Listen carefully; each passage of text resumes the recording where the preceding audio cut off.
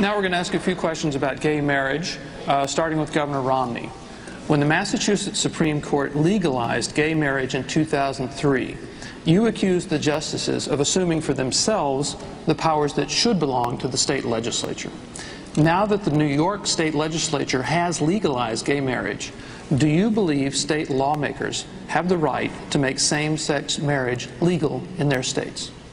I'd far prefer having the representatives of people make that decision than justices. But I believe the issue of marriage should be decided at the federal level. You might wonder, why is that? Why would you just let each state make their own decision? And the reason is because people move from state to state, of course, in a society like ours. They have children as they go to different states. If one state recognizes a marriage and the other does not, what's the right of that child? What kind of divorce proceeding potential would there be in a state that didn't recognize the marriage in the first place? Marriage is a status. It's not an activity that goes on within the walls of a state. And as a result, our marriage status relationship should be constant across the country.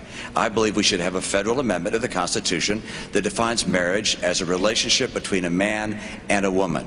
Because I believe the ideal place to raise a child is in a home with a mom and a dad. You support civil unions. Why are you right, and most of these other candidates, along with most GOP caucus goers, why are they wrong? Byron, I'm running on my record. I'm proud to run on my record. Some people run from their record. I'm running on my record. I believe in traditional marriage first and foremost. I've been married 28 years. I have 7 terrific kids to show for it. But I also believe in civil unions because I think this nation can do a better job when it comes to equality. And I think this nation can do a better job when it comes to reciprocal beneficiary rights.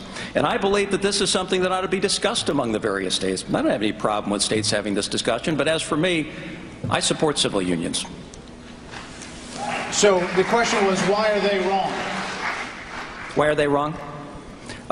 They're not wrong. All I'm saying is this ought to be an issue that takes place at the local level of government. That's where these decisions ought to be made. And as for those who were polled, everybody can come to this with their own point of view.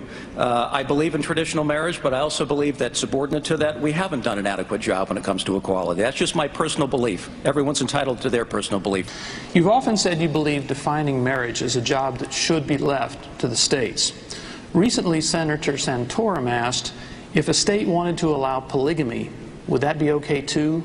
What's your answer to that? Well, that's sort of like asking the question if the states wanted to legalize slavery or something like that. That is so past reality that no state is going to do that.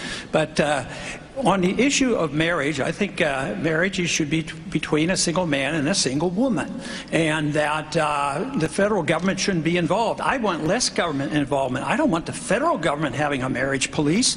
I want the states to deal with it if they have to, if they need to.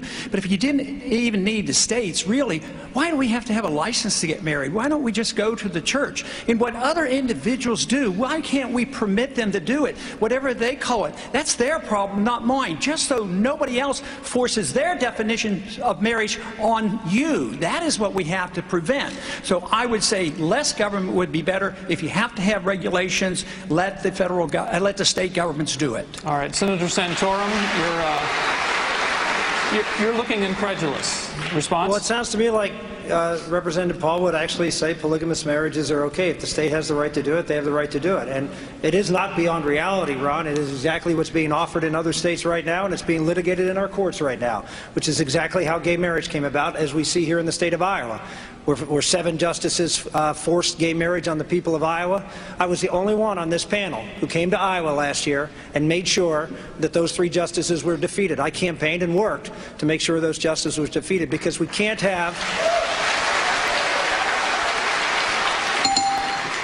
You can finish, Senator. Okay, we can't have 50 marriage laws. This was the approach that the left took on abortion, which is to pick a few states, pick a few courts, and then go to the Supreme Court and say equal protection. You can't have different state laws, and then you'll have 9 people up at the Supreme Court deciding what marriage is in this country. You have to fight in each state, and that's where I disagree with Rick Perry. I disagree with Michelle Bachmann. I will come to the states and fight to make sure this strategy of picking off a state here and there does not be successful in transforming marriage. Congresswoman Bachmann, quickly.